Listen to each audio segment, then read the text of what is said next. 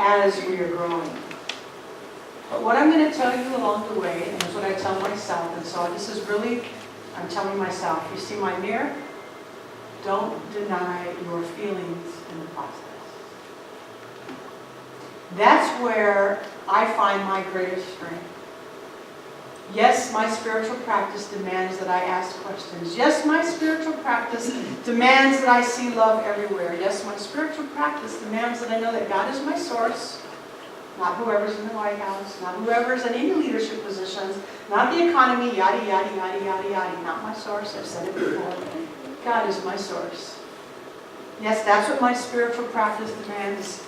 But sometimes where I get hung up, and I'm guessing some of you do too, is that feeling of what do I do with the feeling? What do I do with the sadness or the anger or the grief or whatever it is you're feeling? You feel it. You just got to feel it. Because when we feel it, fully feel it, we're then going to be able to move past it. And then we will know what the gifts are. We will know what's in it for us after we feel. If we try to bury it, you see where it's stuck. You're not going to do us any good. So don't deny your feelings in the process. So I want to just have you close your eyes for a minute and contemplate a couple of examples. And then I'm going to have you get really quiet and just think about it. So you just close your eyes, and if you can ask, again, just as some examples, where's the lesson? For instance, have I been trying for too long to do everything myself? And is perhaps the lesson that I need to ask for support?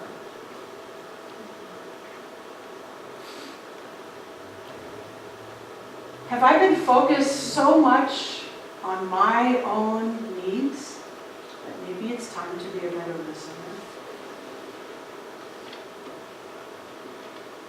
Have I been hiding my thoughts, my feelings, my authentic self? Because I don't want to make waves. And the lesson is that I need to become more authentic.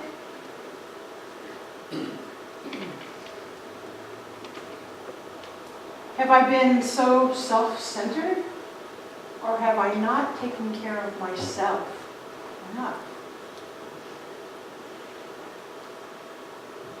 Have I been depending too much on external circumstances? So the lesson is time to depend on the Spirit within. Have I neglected my physical health and it's time to learn a new practice?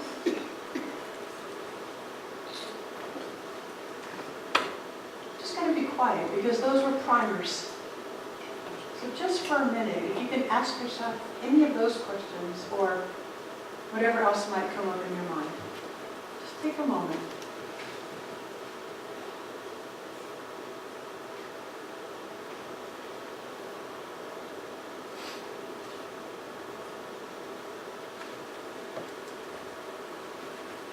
And then knowing that you can take this practice home as well, this ability to ask the questions on the inside like that.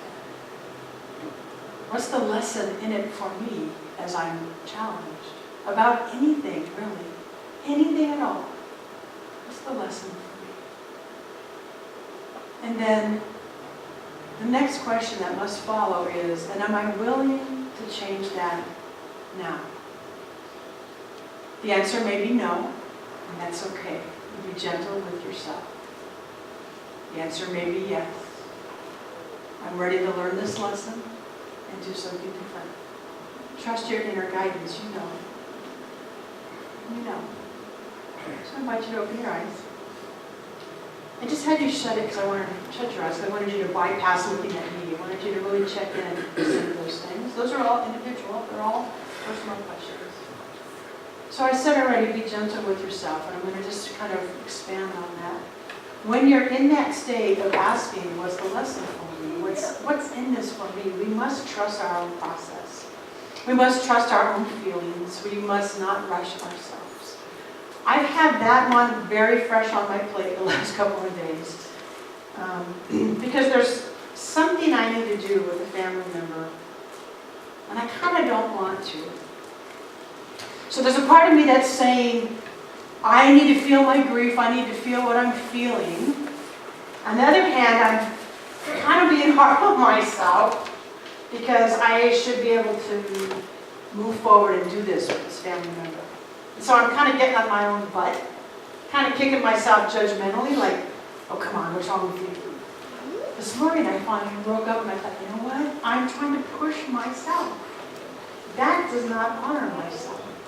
So I offer to you that if you're not ready to change whatever it is, if you're not ready to find the hidden treasures or the gift, that's okay. Just be aware that it might be something you want to learn. And it can be on the back burner for a while. I have Karen Drucker's song in my head. I will be gentle with myself. I won't sing, but I'll tell you the lyrics. I will be gentle with myself. I will be gentle with myself. And I will hold myself like a newborn baby child. Another part says, I will only go as fast as the slowest part of me feels safe to go. I love that. That song came to me this morning, and that's what I'm talking about. I will only go as fast as the slowest part of me feels safe to go. So whatever it is that we're learning, individually or collectively, I say, please trust the process. Please don't rush yourself. You will know when you are ready. You will also know if you are wallowing for a long, long, long time in anger or pity. That's the time perhaps to see a practitioner or myself. You'll know the difference. You'll feel the shift. We're all growing and moving, and I know we all want to move, but be gentle in the process. Then here's another important piece. When we finally get the lesson, we go, I got the hidden treasure, I got it, woo!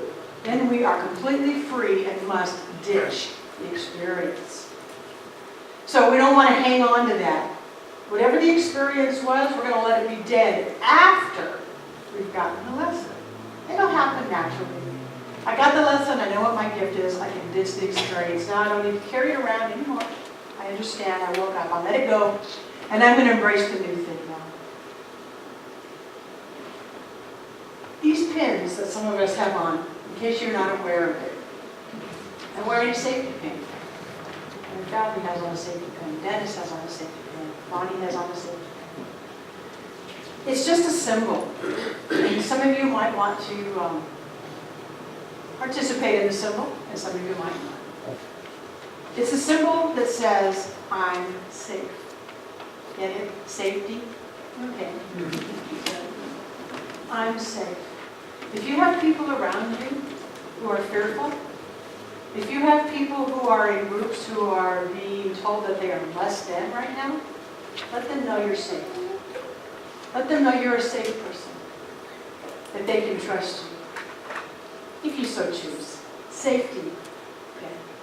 I'm a safe person, without judgment. And here's something you might want to consider doing too. Depending on your work environment, not everybody may be able to do it, but that's all it means.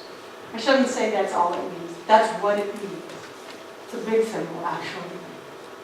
So through it all, as we're asking the question, what's in it for me? You heard the shift. If you weren't here at the beginning, I said it's a play on words from what's in it for me to what's in it for me. What's my gift? What's my lesson? What's my hidden treasure? We know life's going to go as it goes and it's going to move. But let's be the ones who ask the questions. Let's be the ones who make the difference. Let's be the one who ask the questions of ourselves so that we can heal. Because as we heal, we make a difference to the whole. There's only one thing. We all live in this one thing. As we ask, as we grow, as we uplift, we make a difference to the whole. And through it all, let's remember to the best of our ability to remember that there's a source within us, and as Mary Valerie read this morning, or maybe said in your prayer, we are so loved. We are so loved. And sometimes we forget. We look outside, and it doesn't always look that way. You look within, and it is that way. So right now, this morning, that's what I'm tapping into. The source loves me, and you, and you, and you, and you. So as we're asking what's in it for me, let's remember that we're loved on that point. And I'm going to give Ernest Holmes the last word, and then we'll pray. He says, through spiritual discernment, we see that we have within